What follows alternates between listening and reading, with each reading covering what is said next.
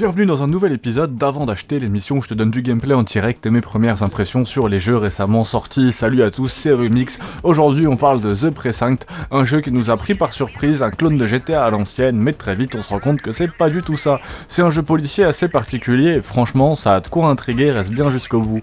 À première vue, The Precinct semble simple, mais c'est plus compliqué que ça, et en même temps plus accessible que ce qu'on pense. Il est clairement inspiré de l'esthétique néon noir, presque rétro. La bande-annonce ne vous dira pas vraiment ce qu'est le jeu. C'est pas un jeu d'action, c'est un véritable simulateur procédural de police. Il vous oblige à jouer selon des règles, à les apprendre, les appliquer, et franchement c'est une approche très intéressante si vous êtes prêt à vous plonger dans des mécaniques assez poussées. Pour 25€, c'est étonnamment ambitieux, un petit prix et de grandes ambitions. Mais on parle pas d'un truc qui se casse la figure sous son propre toit, loin de là. Ce n'est pas un monde ouvert à la GTA, mais plutôt une succession de journées de travail dans un petit coin de ville. C'est le genre de simulateur de flic light, avec du tir un peu version arcade, de la conduite rapide, le tout parfait pour des petites sessions. Vous faites votre carte de travail, vous gagnez de l'XP, vous ramassez des preuves, vous débloquez petit à petit l'histoire, et voilà, le tout avec une vague à la GTA 1. Côté histoire, pas de révolution, mais un charme vraiment ringard.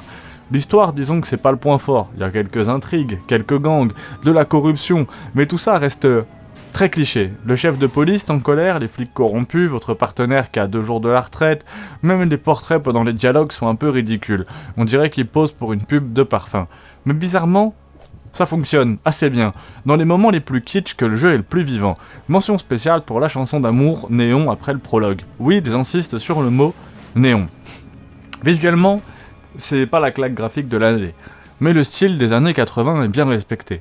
La ville, très jolie la nuit, est encore plus sous la pluie. Par contre, il y a de la verticalité, des pentes, des ramps, du relief. Sur Steam Deck ou en jeu portable, sur Steam Deck, oh là là, c'est le soir les gars, il est super tard quand je tourne ça. Ou en jeu portable, ça tourne nickel. Chaque mission dure 15 à 30 minutes et la ville est animée.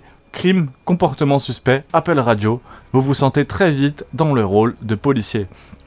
Le gameplay, c'est des flics de terrain. Vous commencez avec des missions simples. Contravention, excès de vitesse, vandalisme. C'est assez marrant de devoir traquer les conducteurs ivres ou de remarquer un comportement suspect juste en parlant à un civil. Et ça vous rapporte de l'XP. Parfois c'est répétitif, mais d'autres fois tout s'emballe. Course-poursuite, échange de tirs, renfort à appeler. C'est le chaos total, et c'est vraiment très fun. Au début vous avez un tout petit flingue un peu pourri, mais plus vous progressez, plus vous débloquez des fusils à pompe, des fusils d'assaut.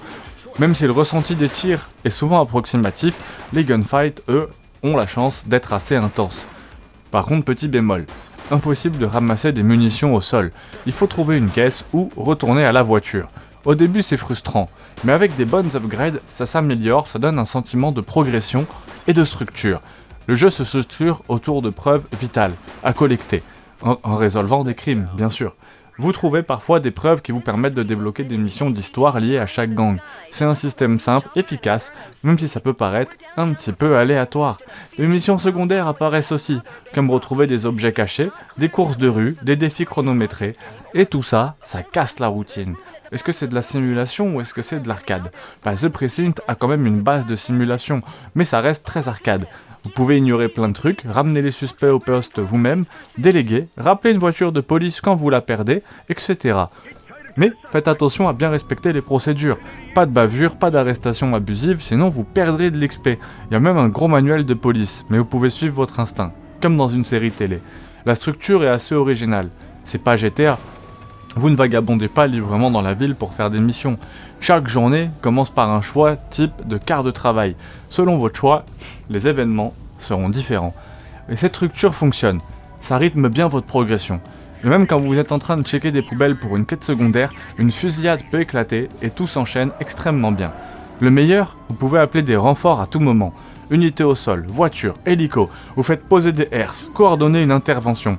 Ça devient un vrai film d'action. Et même si vous ne faites rien, vos alliés résolvent parfois les crimes pour vous. Et vous récoltez les lauriers. En résumé, The Precinct, c'est un jeu qui est imparfait. Mais étonnamment, il est très attachant.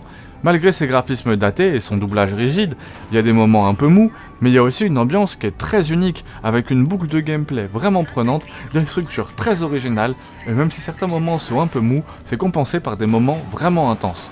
C'est vraiment pas pour tout le monde. Mais si vous aimez les jeux différents, Les expériences à la frontière entre simulation et arcade, je vous conseille fortement d'y jeter un œil. On recommande The Precinct surtout si vous aimez les concepts un peu old school, avec une touche moderne. Vous en pensez quoi? Laissez-moi un commentaire, dites-moi si vous comptez l'essayer. N'oubliez pas de liker, de vous abonner et de revenir pour plus de tests d'avant d'acheter. À la prochaine!